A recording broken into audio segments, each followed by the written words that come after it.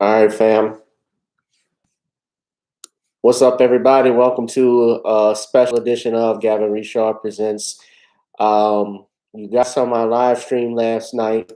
If you did watch it, we were talking about various topics, and we brought up DMX because we were seeing reports that DMX had passed. I did not want to go and put that information out saying that he passed when the family had not released an official statement. And sadly and unfortunately, for those that have known within the hour, it has been reported. I'm reading right here from the news on CNN that DMX has died. DMX sadly has tragically died at the age of 50 after suffering from what appeared to be a massive heart attack at age 50. They're saying artist have been hospitalized since last week at his home in New York, according to his longtime attorney Murray Richmond. Uh, the family released this statement. We are deeply saddened to announce today that our loved one DMX, birth name of Earl Simmons, passed away at 50 years old at White Plains Hospital with his family by his side after being placed on life support for the past few days. Uh, Various people have paid tribute to DMX from Jamal Crawford. We got Chris Reed, DJ Academics, a few others. Um, he began rapping in the early 90s, and his debut album was in 1998 called It's Dark and Hell is Hot. He became one of the reigning stars of hardcore hip hop. And his breakout song, which actually put him out, was and I remember this, was the Rough Riders anthem. Stop, boom, drop, shut up down, open up shop. Boom. Oh no, that's a Rough Riders roll. Stop, boom, drop.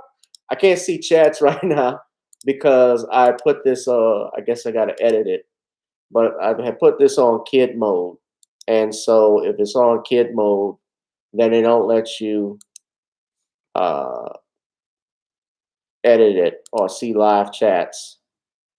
So I wasn't going to be long with this one, family. But yeah, but that was the big breakthrough song that I remember DMX did. Uh, Tell me, I guess, in the comment section after you see this stream, what your favorite DMX song was. My personal favorite was "They Don't Know Who We Be." I like that one. And his style, and that it seemed corny, but his whole style was rough. The life, you live, but again, he he had a whole complete different style that was unique. I guess if I did it, it may be bad, but he was able to, especially with Tupac and with Biggie dying, there was a void there in the hip hop community, and he came along with his whole unique style that made you pay attention. Like, whoa. And so I remember when the Rough Riders anthem came out. I remember, and I'm honestly and truthfulness, I didn't go out buying hip hop albums like talking about it, but when it played on the radio, uh, when we would listen to it as kids, I listened to it and I would pay attention to it. Brother was also an actor. DMX was uh, how he parlayed in fame. He was in films like Exit Wounds, Romeo Must Die, Cradle to the Grave. He was also in Belly. Those was from some of the films that came out in the early 90s. Uh, Get At Me Dog in 98, Party Up in 99, and X Gonna Give It To You, which was in '03. I remember that one. That's been featured prominently in a lot of the movies and commercials. I know it was in the Deadpool film. So that's in there. I hope and pray that the brother had his money together, because now that he has passed, you know, in the record industry, and you guys notice, you are treated like a commodity. Uh, you're treated like a commodity in this business. Okay, there's the live chat. Now, there I see it. So you guys can chat. You're treated like a business. And when you pass away, and so forth. Because I remember when, and I'm not saying DMX was like Michael Jackson, and that's not an insult to him, but I mean, being real, Michael Jackson was a superstar. I remember when he passed, and everything 24/7 was about Michael Jackson. Same thing with Prince when he passed a few years. His anniversary of his death is coming up in April. I remember how how big that was. You know, the whole world seemed to have stopped. Um, the hip hop community certainly, and for us, those that grew up with his music, have stopped and taking time to reflect on his passing. I do not want to think of DMX, and it's been noted because they talk about it on CNN how his personal achievements were overshadowed by run-ins with the law and drug abuse. I don't want to focus on that. Uh, this was a brother who was a devout Christian. He believed in God.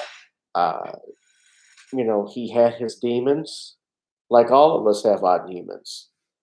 Some demons may be bigger than others. And last year, he did a versus battle. I remember between he and Snoop Dogg. That was big.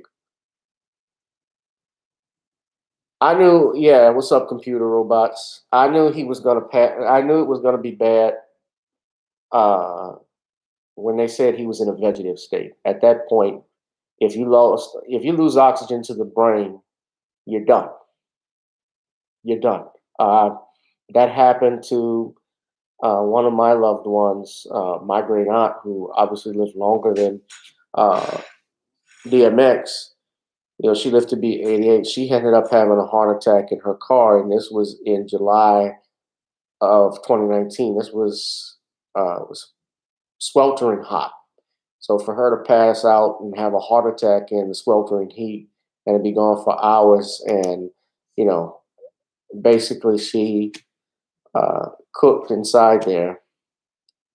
I knew that she wasn't going to make. We knew it was going to be grim. The chances of her recovering were slim, and so you know it's sad when it happens that way. You know, hopefully, I'm praying that I live a long life, and you know, to die peacefully with my family when it's my time, because we can't control this. You know, when we go, we can control our lives as we begin now and our actions, but you know, our time on earth is based off the cosmic engineer, the man upstairs. You know, God determines when it's time for us to go. Of course, some people go faster than others, and 50 years old is young. You know, he was still young, and to die at this age, especially, you know, if it is dealing with that, you know, drugs and so forth, then you know, it's tragic. I know Master P said that he made a comment and said something interesting, that hip hop needs a union, or hip hop needs. He was talking about uh, DMX saying how hip hop needs, you know, its own union, and they could have helped DMX with any of circumstances of his death. You know, any relapse he has. Yeah, I mean, you can't control your death. You're right, Ashton. But I mean, murdering somebody, that's a whole another thing. And yes, if you can stay healthy and exercise, but I mean, look, I know people who are healthy. I know people who are fit. I knew a bodybuilder, was a close friend of mine. Went to high school with him. He ended up dying only at 33 years old. I wouldn't have expected it. So it's hard, man. It's really hard. I try to think of the you try to think of the happy things to say. You know, I know he was when Aaliyah died, he was obviously devastated, and he did that "Miss You" video. He let it off. I remember when he did that. That was big then. You know, because when Aaliyah died, that was a shock to everyone when she died in that plane crash. Uh, you know, that took us by storm. That took us by surprise when that happened.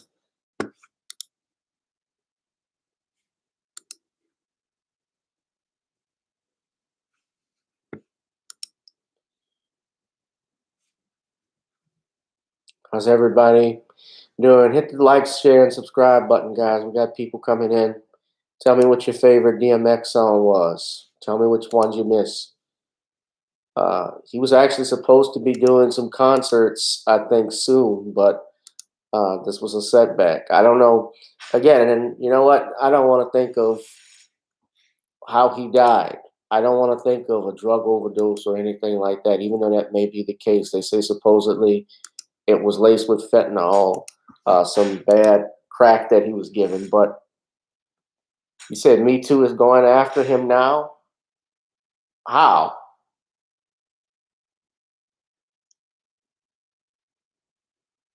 Ashton says Me Too is going after him. How?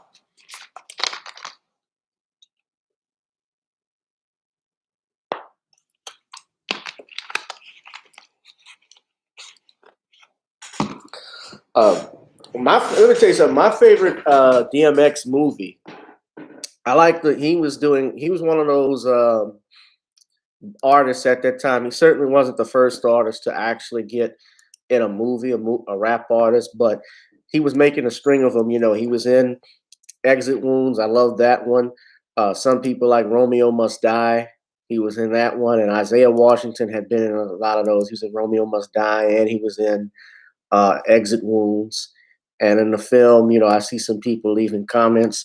They talk about how he got his revenge on Isaiah Washington in the Exit Wounds film. So that that's funny. But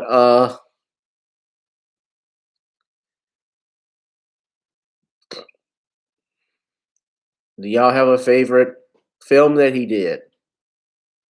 I got to run in a little bit, so I'm not going to be much further. But they always want to throw drugs on some a celebrity's death. Yeah, they did it with Prince. They did it with Michael. Uh, you know, they don't do it with their own. I remember when Philip Seymour Hoffman and Heath Ledger died.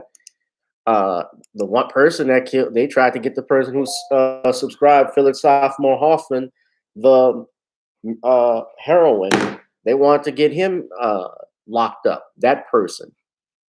Hell, when John Belushi died back in the 80s, the woman that gave him the speedball that they administered, they had to get that person. They got her. She got busted on some manslaughter charges. Romeo Must Die is, yeah. I don't believe this, but YouTube actually had that hidden. Your comment about on Romeo Must Die.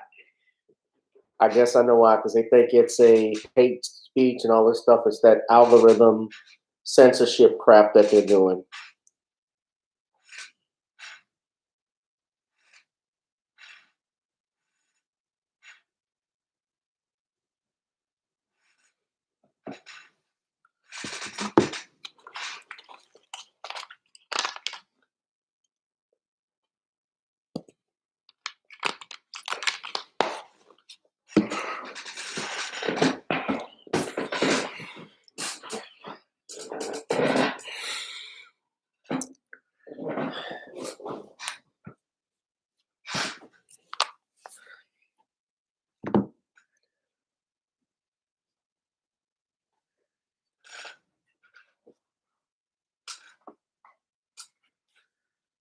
Yeah. Yeah, brother. But it's always sad when you see these stories, man. But of course they're gonna start with this crap. What was come on, I need more people to tell me what y'all think of what did you think of DMX with some of your songs? I saw Rough Rider Anthem. I saw the favorite movies. I saw a few that mentioned Romeo Must Die. Honestly, y'all can take my black card if you want. If I've seen Romeo Must Die, it actually was a long time ago. I don't remember it. I don't even remember going to the theater to see that. I don't think I did. Uh, yeah, Chris Farley died from a drug overdose. No, he did not take the vaccine. Please, I'm not going to spread that. To my knowledge, he did not take the vaccine. I did see Brother Ron had an article or something along those lines that was up about that. To my knowledge, what they have stated, all I'm sticking to, gosh, you don't know what news to trust anymore. You don't know what news to trust anymore. But I don't like to spread rumors unless that's been confirmed by the family or his doctors. I didn't see, I haven't seen anything on, and I'm not saying I trust that CNN is the most reliable because it's not. I have not seen, just from what I'm looking at, them indicating that he took a vaccine. I don't see that information. I know some people have had that up, but I don't like spreading false stuff unless I know for sure, for sure. I'm not going to charge someone foolishly unless I believe that or I have information that may support that.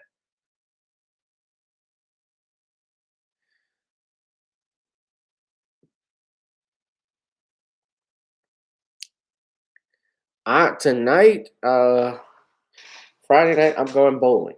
That's what I do every Friday night. Computer. Uh, Melanin, you said you think if he didn't have the drug problem, he would have been bigger than Pac and Biggie. Wow. Well, you know what? He had basically a 5 year run. Here's the interesting thing: Biggie and Tupac really didn't have a long run in music, especially Biggie. Biggie didn't come out and really make it until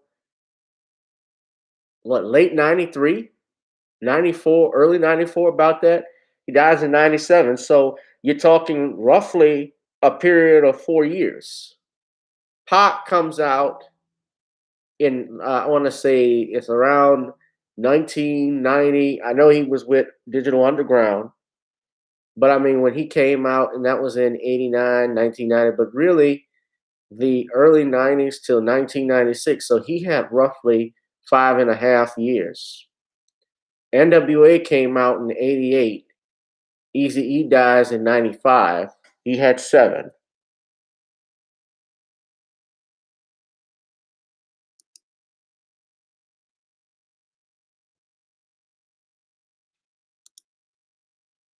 That's interesting.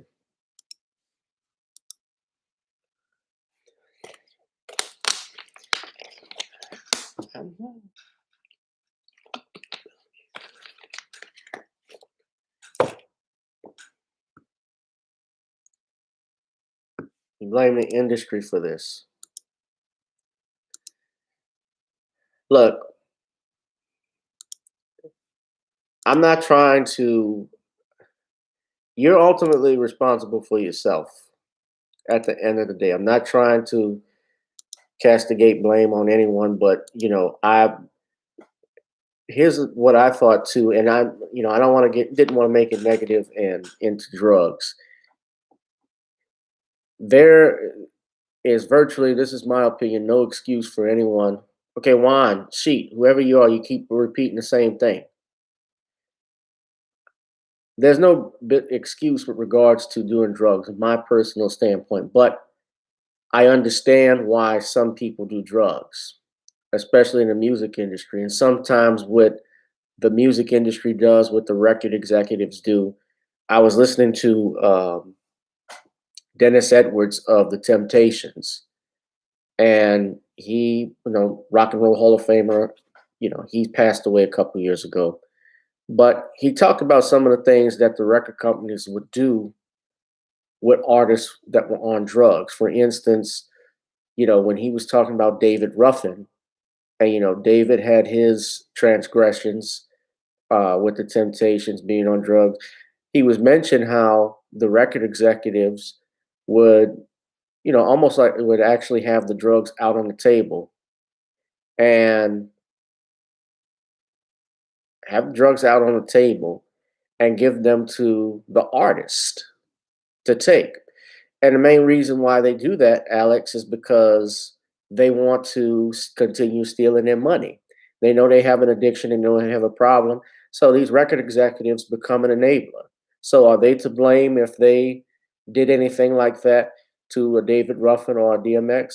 Yeah, they bear some blame in that. Certainly. They would be an accomplice.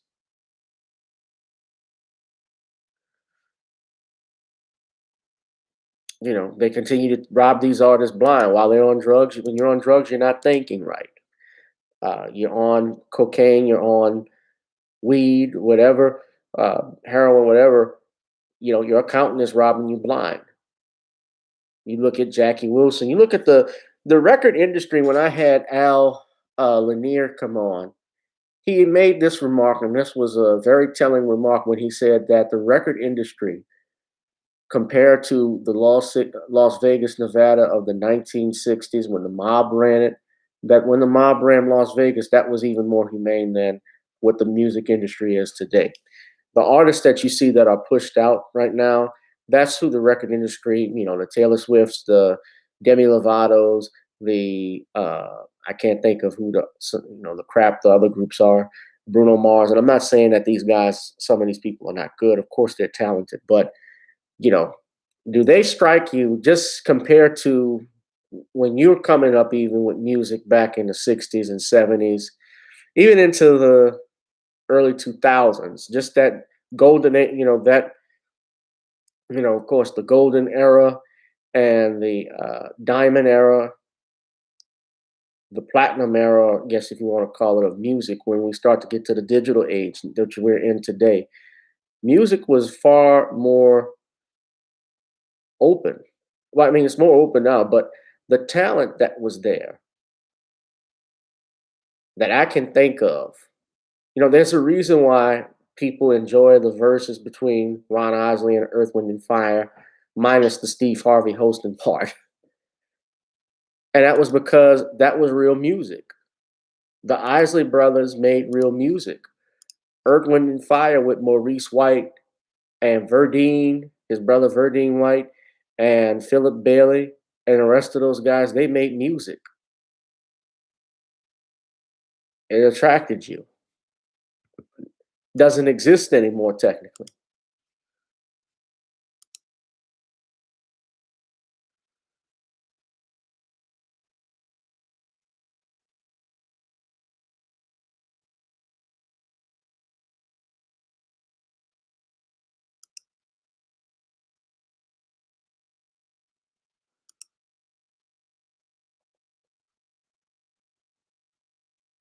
But I certainly think that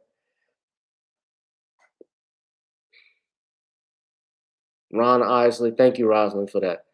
But yeah, man, I'm really praying for the brother. I was really praying for him. I was heartbroken to hear that he had passed on. Um, so our thoughts and our prayers are with him and his family. What do y'all think? Just tell me, what do y'all think of what's going on in the record industry? Let me give you this point too about the record industry as well that I've learned, especially since I can't comment a great deal on it because I haven't been in it that long. I've been writing some songs here and there, and I got music that's coming up. But I read an article. I shared this before when I did I'm doing a stream through YouTube. I'm not doing it through my regular StreamYard. But you guys know that the top songwriters in the world, some of the top songwriters in the world, it was reported by the BBC, that they are not getting even paid their royalties. They're driving Ubers. Some of the biggest hit singles out of the UK are driving Ubers to make ends meet. This came from an article. I'm going to put this up right now. Yeah, I saw it.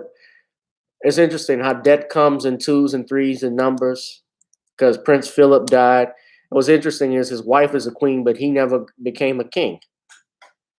The Duke of Edinburgh, Prince Philip. 99 years old.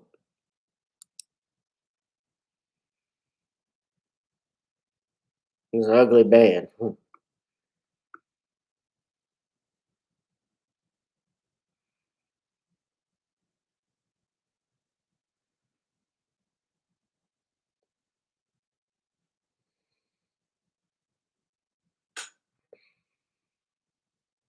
He was a duke. She was a queen.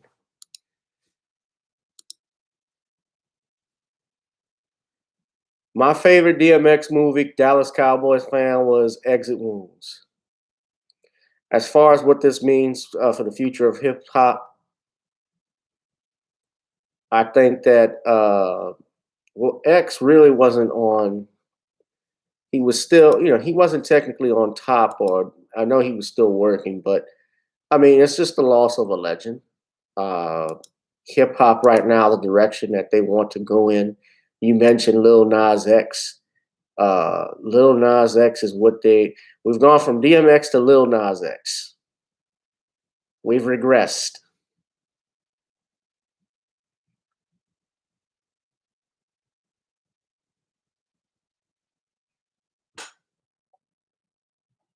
But they push the niggas like Lil Nas X, man. Lil Nas X, that's what they want. That's what they want young people. That's what they want children to look up to. A buck broken Negro with no talent that can hump the devil. Even if some of you all don't believe in religion, they obviously believe in it because they worship in the devil. And that should tell you, for those that don't believe in God, that there is a God.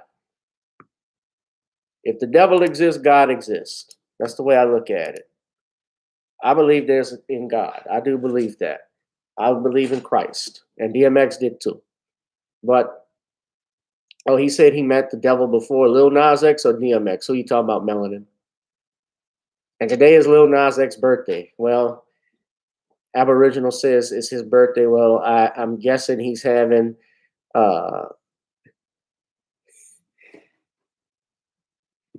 today is Lil Nas X's birthday. Well, I guess he gets 15% off all Vaseline products.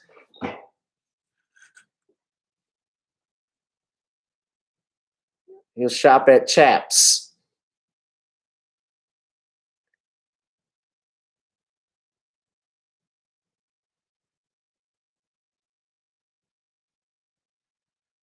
Shit. He's probably humping chairs at home. I don't know. I don't think that. Ugh. Happy birthday to your sister, Rosalind. So X said he met him in Arizona. Go on Real Black. That's actual channel on YouTube. And there's a video you could watch right now. James Brown versus the devil. Because James Brown's son, Daryl Brown, talks about how his father died.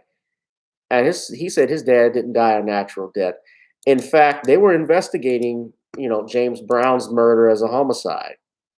James Brown's death as a homicide. I think it's still under investigation. I don't know what's happened now because the DAs in Georgia and Atlanta have changed. Paul Howard lost to Fannie Willis, and Fannie Willis is right now. She is the DA, and you know what she's doing with that Rayshard Brooks case. She's turning it over to a prosecutor, a special prosecutor, which would be the AG's office, I assume, to look into that. So you guys that voted for Fannie Willis, shame on you. His bussy is his birthday. And, the only thing, here's my thing. When Lil Nas X first came on the scene, and I remember when this happened in 2019, and he had Old Town Road, I wasn't impressed with I thought the song was okay. And his story, I looked at it when they talked about the fact that he came up hard and basically was down to his last few dollars before he broke, that song came out. I was like, okay, cool.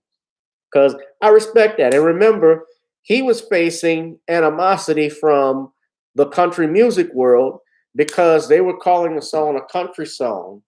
And they did not want to honor that. And the Country Music Awards, if you recall, or even I think issues with the Grammys, they did not want that acknowledged, and people were calling racism. And it was. Just like when Beyonce did a country album song or she did a country song, they didn't want that acknowledged. They didn't want that acknowledged. So many of us in the community, of course, we defended Lil Nas X. But now that this has come out and he basically used his newfound fame to show everybody, hey, my cheeks are open.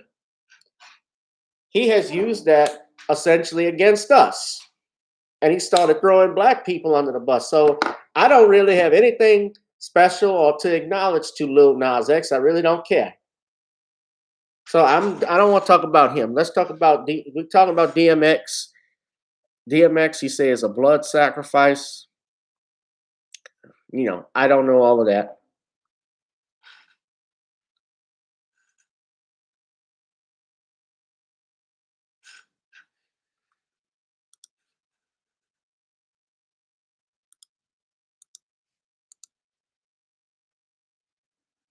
I appreciate the love, Aboriginal. Thank you.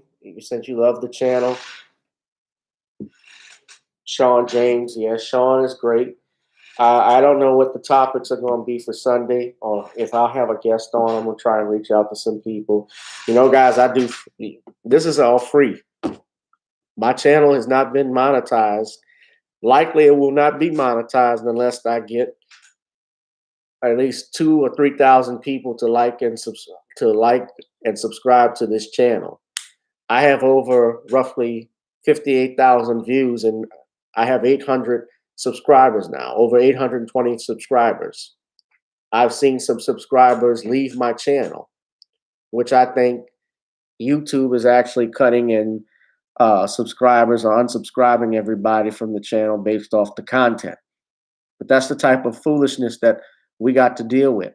They have done a lot, taking a lot of fellow YouTubers like T West, Dr. Randy Short. I believe they took Queen Ahmadiyya Shakur. She's been off. They came at Boyce Watkins, although Boyce is still on. They've done a lot of censoring. And so I'm looking to, again, possibly move this channel to Patreon. I have a Patreon account that you can do if you want to be a patron subscriber. It's the same name, GBoo2786. So I'm thinking of putting more premium stuff on there.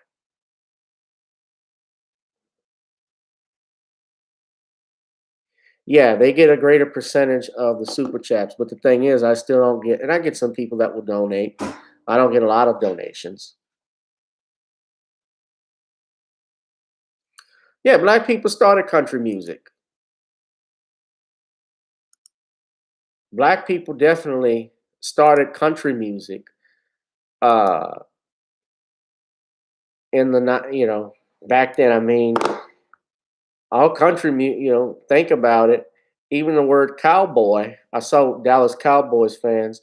Cowboys comes from black people. Just think about it. You lived in the South, you dealt with animals, especially during slavery. The overseer says, "Go on and get that cowboy." There you go. Like Dick Gregory said that. He said that's how that term came about. But yeah, country, and I mean, black music started with black people, period. Yes, it's true. The blues, rock and roll. You think of rock and roll. Look, Muddy Waters, if you saw the movie Cadillac Records, the Rolling Stones got their name from Muddy Waters' album, from a song like a Rolling Stone.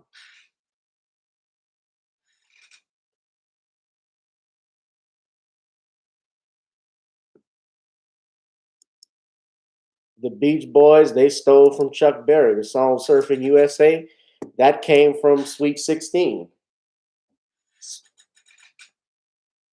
That's a song Chuck Berry actually had to sue the Beach Boys over because they infringed on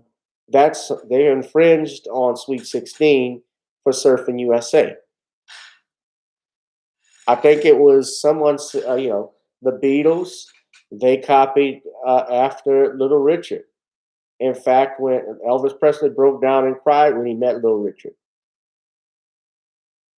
In fact, one of the things I remember too, when the Beatles came to New Orleans back in '64, the first thing they asked for, Paul McCartney and John Lennon, the first thing that came out of their mouths was, "Where was Fats?" They wanted to see Fats Domino.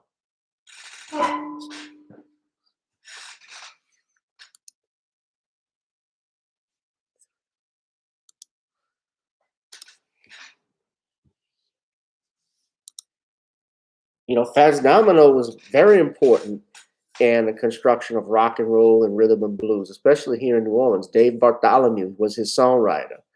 Uh, he's a guy that doesn't get talked about a lot. He's a Hall of Famer and Songwriters Hall of Fame, but he wrote a lot of hits, co-wrote a lot of hits with Fats. Yeah, but country music is nothing but the blues. That's all it is. Yeah,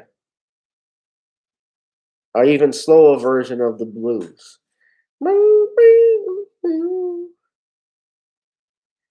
My cheating heart had left me down.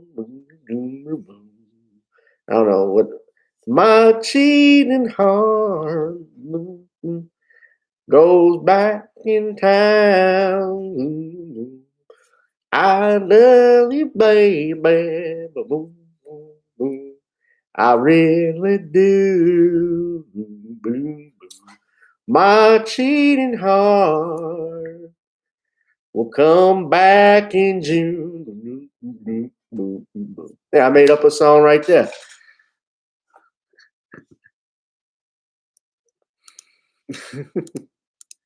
Yeah, man, but X gonna give it to you. Jaleel, I see you. Shout out to Jaleel. I wish he would have pulled through too, man. But once they said that he was in a vegetative state, I knew the chances were slim. Again, when those things happen, it's very hard to come back from. You're seeing it now with the George Floyd cases. They're talking about being oxygen depravity to the brain. The brain is the most important organ, and they said that he was out without oxygen for 30 minutes. Once the brain doesn't get any oxygen, if it's deprived for any amount of time, there's damage to it. So it's hard to get the brain going. It's hard to keep the functions going because remember, the brain is responsible for all organs of the body. It controls your breathing. It controls your blood flow. Uh, it controls your blood flow, your eating, your breathing. Controls everything. So once that stops, you know, then it's hard to recover from that, especially if you can't get to a hospital immediately. I don't know what happened or the situation as to he had the heart attack in his home. I don't know if he was alone at that time. Said you were Biggie Smalls was a country music fan. He probably was, yeah. A lot of he probably was. Believe it or not, there are a lot of artists who you wouldn't think listen to, I guess, that type of music. For instance, uh, I didn't know Michael Jackson loved the Carpenters. They're not a country music band. They're like that pop, but he was a fan of their stuff. I was a fan of. Some people are a fan of musicals too. My grandmother loved musicals. I like some musicals. I'm not gonna lie.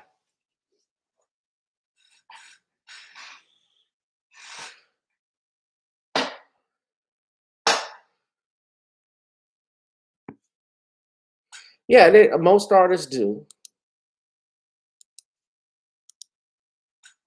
The song is just a matter of time, which was a huge song back in '59 with that Brooke or '58 that Brooke Benton sung, which is an R&B pop song, but it actually became a hit country music song as well when Randy Travis did his cover version of that. So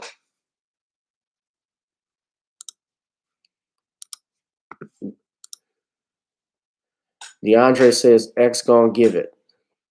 What?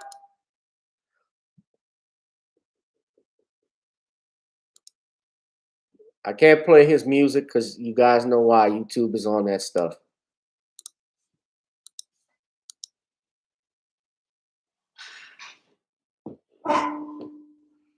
What?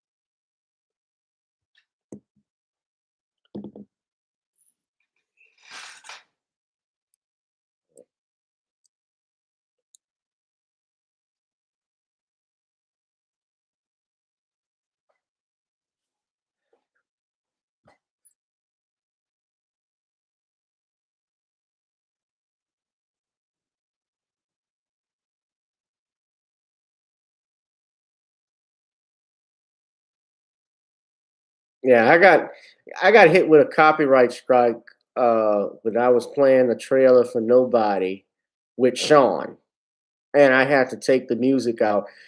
You know, YouTube is on that stuff. That's what they do. Even though I could have just challenged it and said fair use because it was being used under the Fair Use Act. I just said okay. I didn't feel like it because they were gonna delete the video, and I did a early show that day. Mainly, I was trying to go and watch a film, Nobody.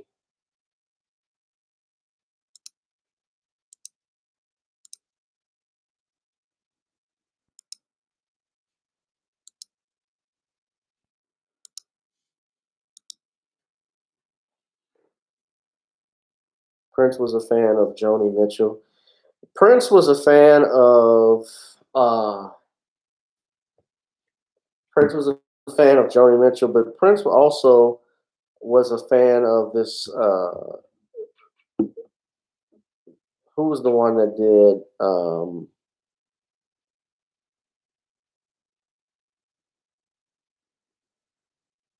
There was a song he played drums on that I can't remember.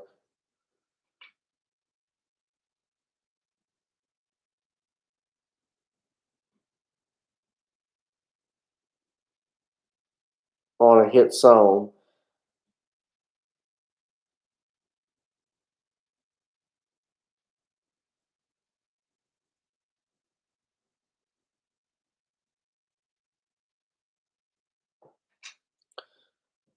I didn't see that guitar solo. I saw the guitar solo that he did. They showed him working on the Batman soundtrack. Rosalind Prince was working on Party Man, and playing. He was playing the bass full out. You know, he lived and breathed his. He lived and breathed and lived and breathed music. Artists like that do that.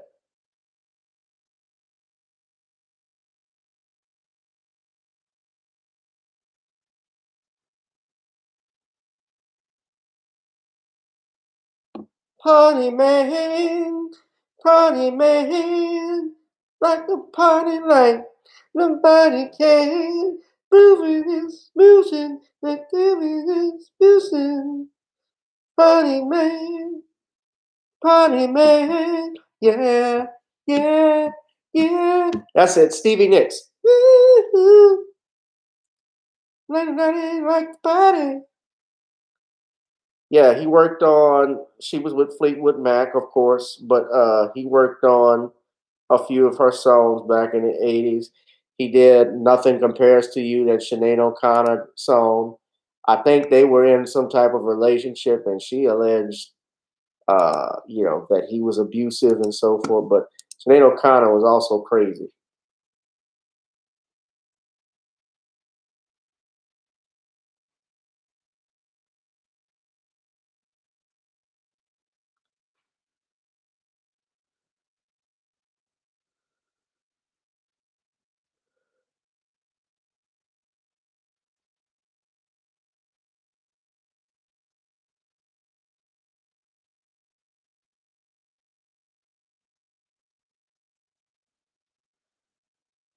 Sinead O'Connor is a lot of things, Rosalind.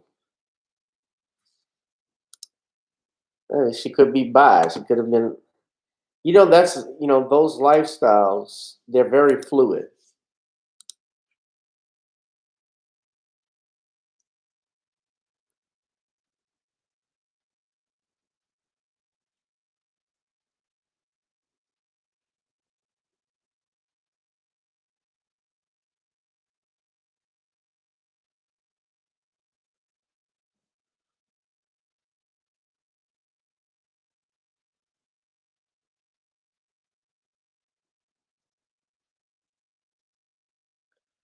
Let's say the bass line in Party Man shares similarities to Talking Loud and Saying Nothing by James Brown and Bobby Bird. Probably does.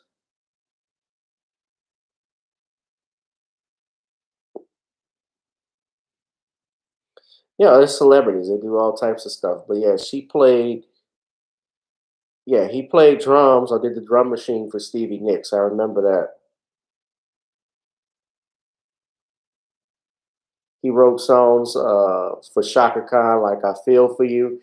Yeah, I remember stuff like that. Niles Rodgers worked with a lot of artists. Queen, another one, "Bites the Dust." That was inspired by black artists. That was inspired by Chick. Because if you listen carefully to the bass line, it's like a Bernard Edwards bass line. It's almost like if you hear "Good Times," boom, boom, boom, boom, boom, boom, boom, boom, boom, boom, boom, boom, boom, boom, boom, boom, boom, boom, boom. And that was, of course, that led to hip hop with Rapper's Delight. But then when you hear another one, "Bites the Dust," it's very similar. Boom, boom, boom, boom, boom, boom, boom, boom, boom, boom, boom, boom, boom, boom, boom, boom. It was basically the same thing. Yeah, the Batman soundtrack. I remember that vaguely when I was a kid. I think I got freaked out. Yeah, Prince played drums on "Stand Back." That was a song that she had. She didn't expect him to show up,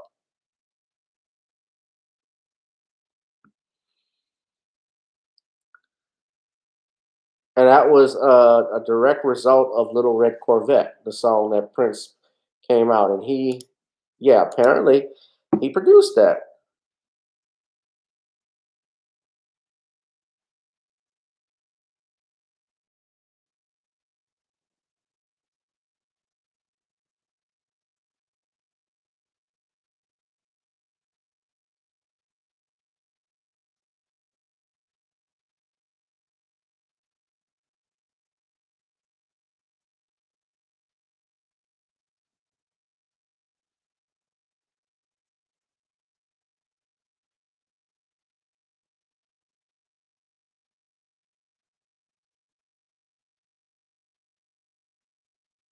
And apparently he got part of that song because the melody, I'm talking about Prince with "Stand Back," that melody was the same and he played new parts on that. So yeah, dude was talented.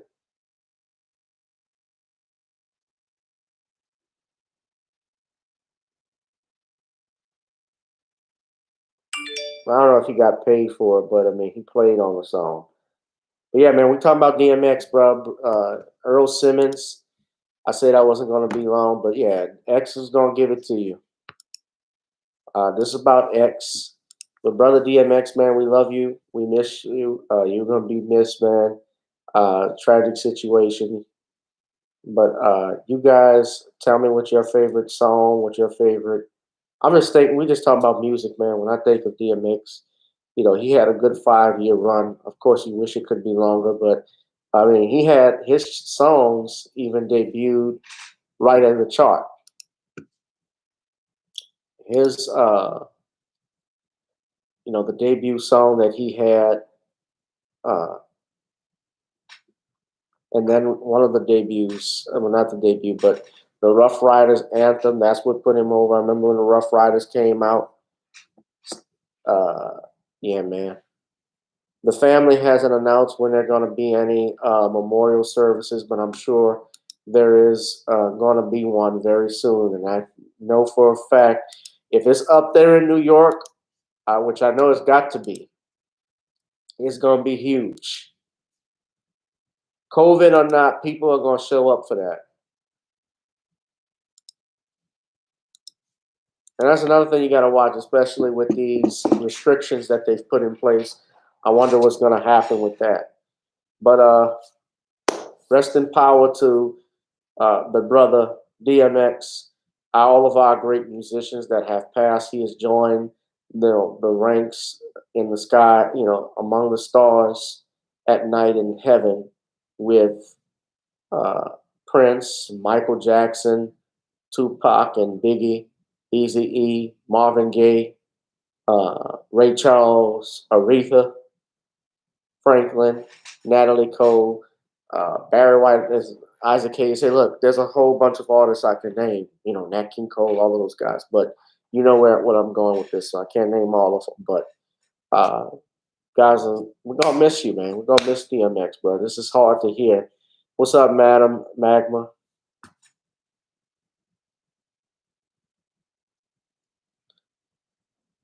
I thought he would pull through. Yeah, was praying he would.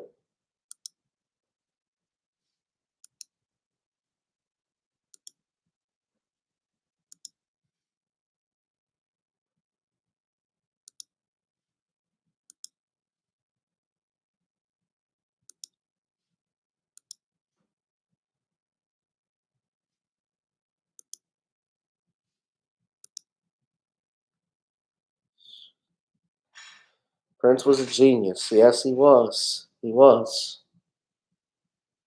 I added some new mods.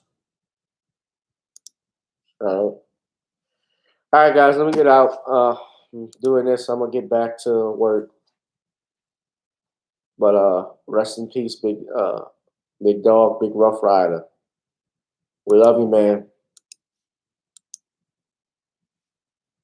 All right, guys, peace. All right, computer robots. I'll see y'all. I guess Sean's gonna do a live stream tonight. I don't know. I'm gonna check it out. I'm gonna text him and see. But wish Prince was still with us. Yeah, wish Mike was still with us.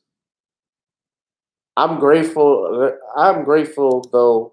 In hindsight, let me tell you this, guys, that I went to the Essence Fest.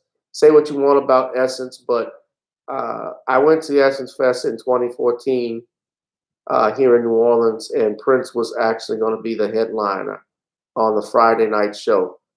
And I was studying for the bar exam. I knew I needed to knock it out because I had no intentions of taking it again. And they tell you how you got to stay focused and do all of this and that. I made sure, nevertheless, I was going to go to that event. I do all of my studying that night, that early in the day, but I was going to enjoy myself for the rest of the night. So around 6 o'clock that evening, 5 o'clock, when we headed down to the Superdome, my mom, dad, and myself, I said, we got to go to this because this was something we couldn't pass up, and I'm grateful because you think about it, 2 years later, Prince is dead. And had I not gone, I wouldn't have gotten a chance to see him, even though I was all the way up in the nosebleed sections and high altitude. I could still see him on a big screen and enjoy it. And we enjoyed all of the songs the whole night. Prince actually was coming out during each art. Every time uh, the artists were doing a set, Prince was actually behind the scenes playing guitar. He did it for Niles Rodgers. He did it for Janelle Monáe when Janelle Monáe was doing Let's Go Crazy. And nobody knew it was Prince until the camera cut and you saw him playing guitar. And he was dressed up, in black and so forth. And when they put the cameras on him, the whole stadium went nuts. The whole stadium went crazy. So that's a fond memory. Even if I'm 88 years old with Alzheimer's, I'm gonna make sure I remember that because I will never forget that. But enjoy life, man. Enjoy life because you never know when it's gonna end. You never know you don't know how much time you have on Earth. So you gotta live it to the fullest and live it to the fullest, and do your best and strive for perfection. And strive for perfection in Christ. I'm not perfect. I'm got my demons I deal with too, but this is tough, man. This is tough, but we'll get through it. But all right, guys, I gotta go. But rest in power to the dog, DMX. Again, we love y'all. We love you, brother. I love y'all. Please subscribe to the channel, like, share. When we do our live streams, or when I do my live streams, I ask people to donate if you can to this because not monetized, and I'm providing a lot of information uh, when we come out here. This is basically free radio, free live stream that we've been doing until you pick up, a career where somebody or someone is watching and wants to invest into you. So I want people to invest in me, and I'm investing in you all as well. I thank you all for tuning in. You guys be safe, be blessed. I'll holla. Peace. What? What?